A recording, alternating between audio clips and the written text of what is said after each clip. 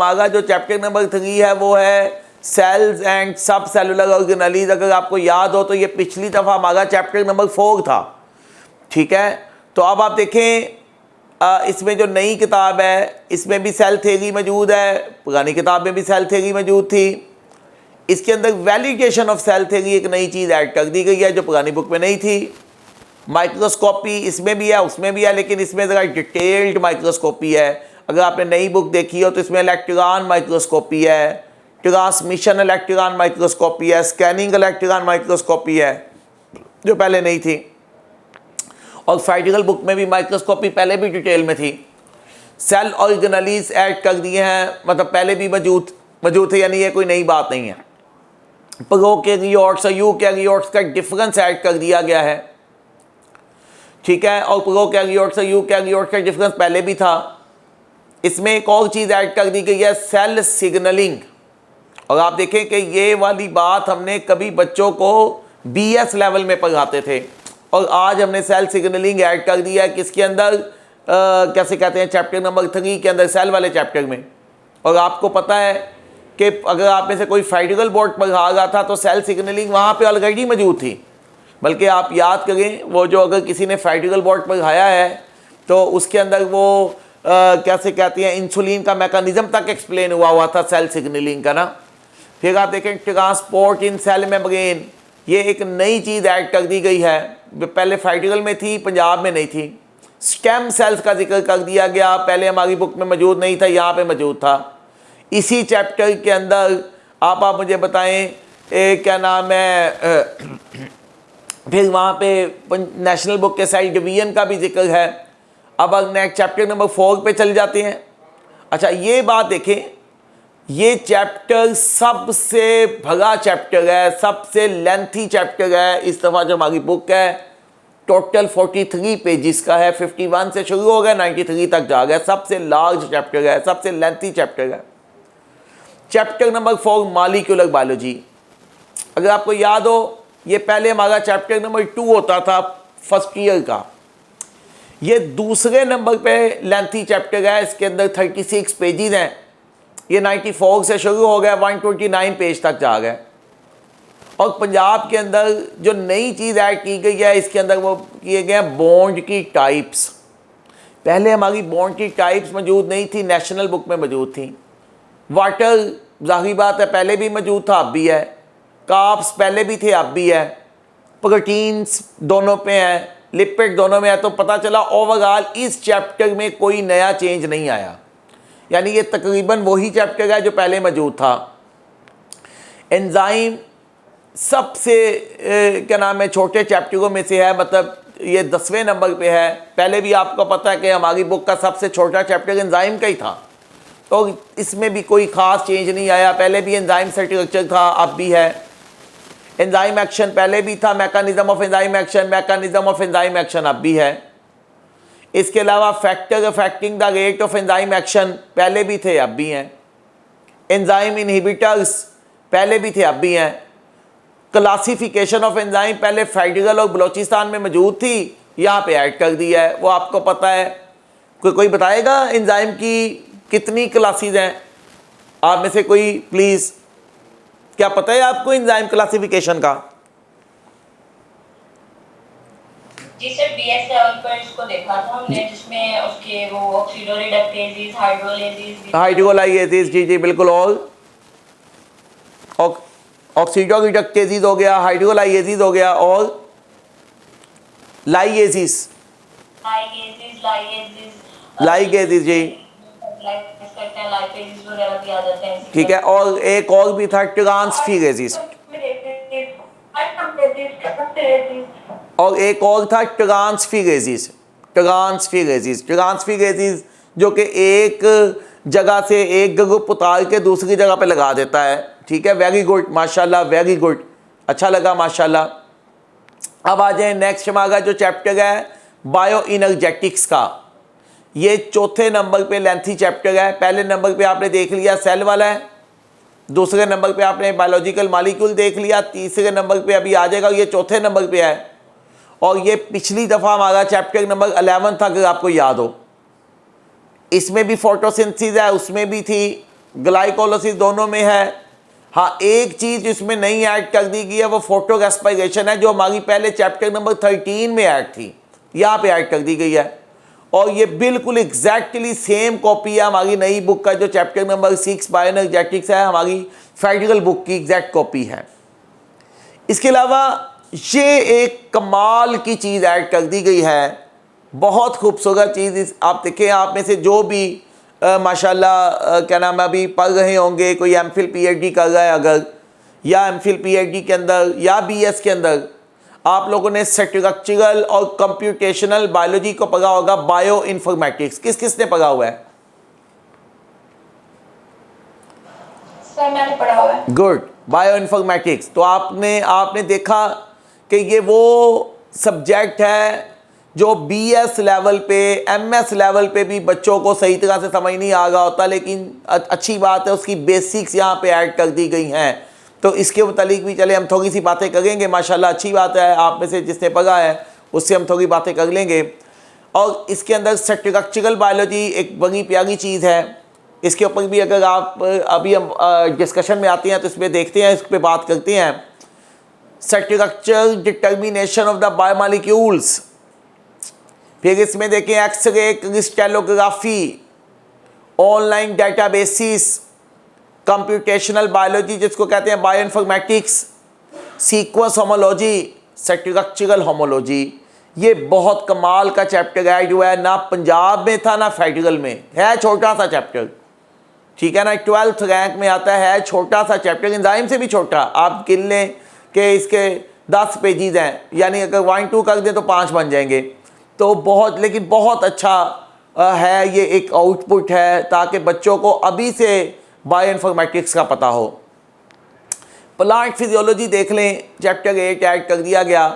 आपको याद होगा पहले हमारा प्लांट फिजियोलॉजी का कोई स्पेशल चैप्टर नहीं था, लेकिन फेडरल में ऐसे ही था, ठीक है। प्लांट फिजियोलॉजी का हमारा ये होता था, डाइजेस्टिव सिस्टम हम पढ़ा गए हैं, उसमें पहले प्लांट की बात हो गई, फिर ह्यूमन एनिमल की बात हो गई। रेस्पिरेटरी सिस्टम है तो पहले प्लांट की बात हो गई। इसी तरह अगर ट्रांसपोर्ट है पहले प्लांट की बात हो गई। एक्सक्रीटरी सिस्टम है प्लांट की बात हो गई। और वो सारी चीज़ें अलग-अलग चैप्टर्स में डिस्ट्रीब्यूट थी। एक चीज़ उन्होंने अच्छी कर दी, क्या कि वो सारी चीज़ें जो है ना नई किताब में ऐड कर दी हैं। देखें आप, न्यूट्रिशन इन प्लांट चैप्टर 12 में से था, अब इसमें ऐड कर दिया। गैस एक्सचेंज चैप्टर 13 में था। सपोर्ट इन प्लांट चैप्टर 16 में था।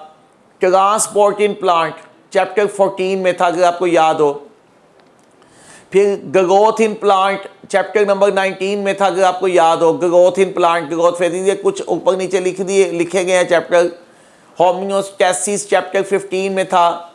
थर्मोरेगुलेशन भी चैप्टर 15 में था।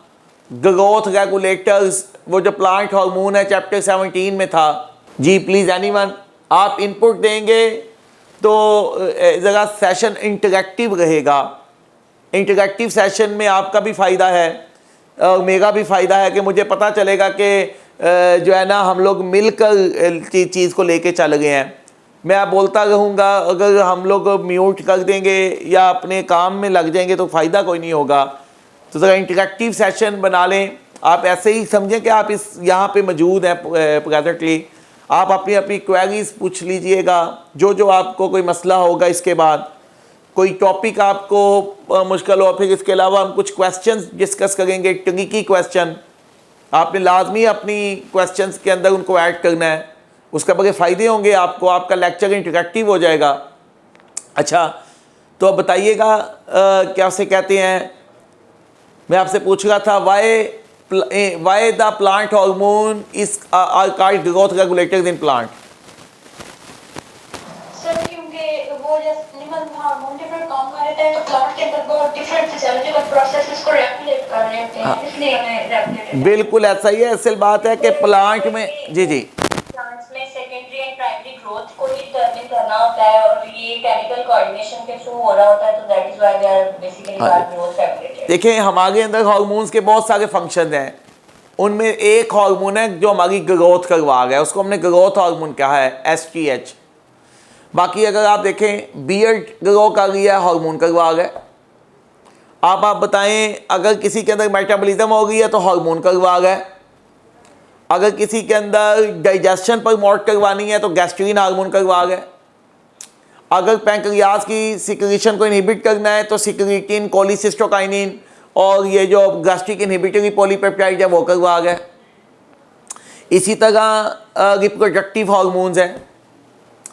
तो हमारी बॉडी में हार्मोन के इतने डाइवर्स फंक्शंस हैं कि हम नहीं कह सकते कि एनिमल्स के अंदर वो जस्ट ग्रोथ रेगुलेटर हैं, लेकिन प्लांट में हार्मोन के फंक्शन ही एक है, या ग्रोथ करवा दो या रोक दो। ऑक्सिन करवा गए, जिब्रेलिन करवा गए, साइटोकाइनिन करवा गए, इथीन रोक गए, किसी के सिट रोक गए, तो इसलिए उनको ग्रोथ रेगुलेटर्स कहते हैं। फिर मूवमेंट आपको पता है चैप्टर 16 में था प्लांट में, वो इधर आ गया, वो जो टैक्टिक टर्गर मूवमेंट।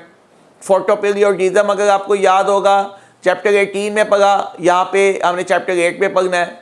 फिर इसके अलावा वर्नालाइजेशन चैप्टर 18 में पढ़ा, यहाँ पे पढ़ना है। तो ये हमारी कुछ पुरानी बुक की, यानी पुरानी बुक में पूरी प्लांट फिजियोलॉजी कितने चैप्टर्स पे फैली हुई थी, और यहाँ पे आप देख लें सारी प्लांट फिजियोलॉजी को एक चैप्टर में। और आप जितनी भी अच्छी किताबें पढ़ते हैं, जितनी भी, अगर आपको देखें बायोलॉजी की किताब है, जितनी भी पढ़ते हैं, सब में प्लांट फिजियोलॉजी का पहले पोर्शन होता है, फिर एनिमल फिजियोलॉजी शुरू हो जाती है, ये आपको पता है। तो ये एक इंटरनेशनल जो है ना ट्रेंड है बुक को लिखने का। तो चलें, शुक्र है ये हमारी बुक इंटरनेशनल ट्रेंड की तरफ आई है, ताकि हम लोग पहले बच्चों को प्लांट फिजियोलॉजी पढ़ा दें, फिर एनिमल पढ़ा दें। ह्यूमन डाइजेस्टिव सिस्टम अगर आपको याद हो, हमने चैप्टर 12 में पढ़ा था, और यहाँ पे हम चैप्टर नंबर 9 में, यहाँ पे हमने एनाटॉमी और फिजियोलॉजी पढ़नी है डाइजेस्टिव सिस्टम की, वहाँ भी पढ़ी थी। वहाँ पे हमने, अगर आपको याद हो तो anatomy and physiology different animals में भी पढ़ी थी, जैसे कि हमने कॉकरोच, जैसे कि कैसे कहती हैं planaria, hydra, anatomy and physiology of plant वो हमने पहले ही कर लिया। और डिजीज़ यहाँ पे आपने सिर्फ और सिर्फ अब आपको बच्चों को आपने ह्यूमन डाइजेस्टिव सिस्टम पढ़ाना है। ह्यूमन रेस्पिरेटरी सिस्टम पे आ जाए। पुरानी बुक में क्या था? रेस्पिरेटरी सिस्टम इन मैन नई बुक में भी है, ट्रांसपोर्ट ऑफ गैसेस नई बुक में भी है, रेस्पिरेटरी पिगमेंट्स नई बुक में भी है, डिसऑर्डर नई बुक में भी है। पुरानी बुक में रेस्पिरेशन इन प्लांट थी, वो हमने प्लांट फिजियोलॉजी में डाल दिया है। रेस्पिरेशन इन एनिमल थी, वो हमने निकाल दी है। 11 चैप्टर पे आ जाए, ये 7th रैंक है, और यहाँ पे ह्यूमन सर्कुलेटरी सिस्टम आया है। तो पंजाब की नेशनल बुक में क्यों नहीं है ये? क्योंकि वो बुक 1 में पहले भी नहीं था, ठीक है ना, वो बुक 2 में था। तो यहाँ पे आप देख लें कि पंजाब के अंदर हार्ट है, पुरानी बुक में भी था, ब्लड वेसल है, लिम्फेटिक सिस्टम है, ठीक है ना। तो ये तीनों चीज़ें पंजाब की पुरानी बुक में भी थी, नई बुक में भी है। अब चैप्टर 12 है human skeleton and muscular system, पुरानी बुक में ये था ही नहीं। तो पुरानी बुक में ये किस में था? बुक 1 में, 2 में, और कौन सा चैप्टर था पुरानी बुक में? ये कौन सा चैप्टर था? Chapter number 16।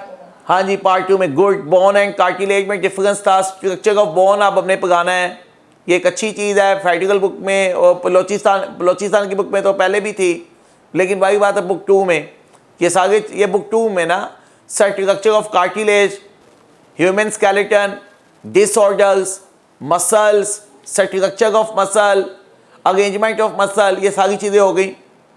अब आ जाएं कैसे कहते हैं आपको ये बताने की तरफ कि ये कुछ चेंजेस थी जो हमारी बुक में हुई हैं। पहले हमारे 14 चैप्टर्स थे, अब 12 चैप्टर्स हैं। आप देख सकते हैं कि हमने ये देखा है कि ये चैप्टर नंबर 1 तीसरे नंबर पे लेंथी चैप्टर है, ये 9वें नंबर पे ज़रा छोटा चैप्टर है, ये सबसे लंबा चैप्टर है, ये दूसरे नंबर पे लंबा चैप्टर है, ये 10वें नंबर पे है, ये चौथे नंबर पे। तो ये सारी चीज़ें हमने पढ़ ली।